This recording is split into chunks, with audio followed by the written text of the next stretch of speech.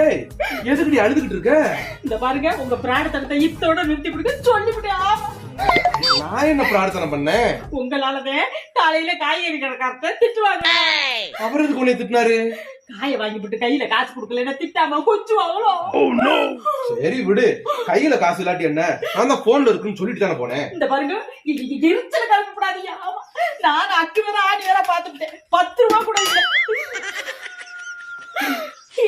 ஏதோ எங்க அப்பா ஆத்தா என்னை கொஞ்சம் விவரமா வளர்த்த போய் கையில இருக்க மோதிரத்தை கட்டி கொடுத்து நம்ம கௌரவத்தை காப்பாத்துனேன்.